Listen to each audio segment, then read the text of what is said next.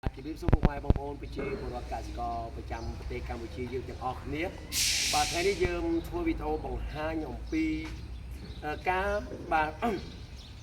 ដោះស្រាយរាល់បញ្ហាកំពូចរបស់បងប្អូនជាពិសេសគឺបញ្ហាដែលបងប្អូនចង់បានត្រាក់ទ័រទៅប្រើហើយអត់ដឹងថាធ្វើយ៉ាងម៉េចអញ្ចឹងខ្ញុំធ្វើវីដេអូនេះគឺដើម្បីឲ្យបងប្អូនបាទ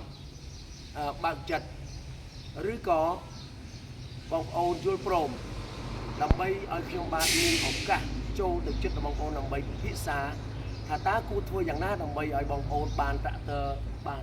នៅក្រោយខ្ញុំនេះទាំងថ្មីទាំងមួយទឹកអញ្ចឹងបងប្អូនដែលឃើញវីដេអូហ្នឹងគឺ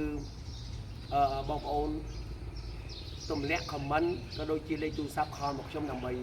រកដំណោះស្រាយផ្លូវណាមួយដើម្បីឲ្យបងប្អូនបានត្រាក់ទ័រប្រើហើយចំណេញគឺចំណេញអីគេទី1គឺចំណេញពេលវេលាមិនគង់ការខាតបង់នៅពេលដែលបងប្អូនអនុញ្ញាតឲ្យខ្ញុំបាទទៅជួបបងប្អូនខ្ញុំនឹងដឹងពី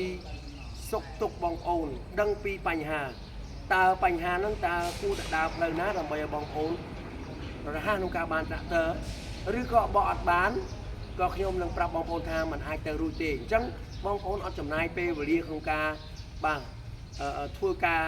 ដល់បានប្រយោជន៍នោះទេអញ្ចឹងសូមឲ្យបងប្អូនមានការអនុញ្ញាតឲ្យខ្ញុំបាទទៅជួបហើយនឹងផ្ដល់យោបល់ប្រឹក្សាបាទដល់ស្មោះត្រង់ទៅបងប្អូនទាំងអស់គ្នាដើម្បីឲ្យបានត្រាក់ទ័រប្រើតោះបងប្អូនអញ្ចឹងបងប្អូនដែលឃើញវីដេអូនេះហើយគឺខ្ញុំចង់ឲ្យបងប្អូន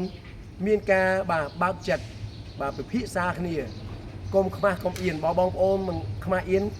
បងប្អូនកុំខមមិនបងប្អូនតាក់ទងខ្ញុំតាមលេខទូរស័ព្ទមកហើយខ្ញុំនឹងប្រាប់ហេតុនិងផលដើម្បីធ្វើយ៉ាងណាឲ្យបានត្រាក់ទ័រយកទៅប្រើអញ្ចឹងបងប្អូនដែលឃើញវីដេអូនេះបាទសូមតាក់ទងមកឥឡូវណាដើម្បីបានឱកាសចំណេញបាទអរគុណច្រើន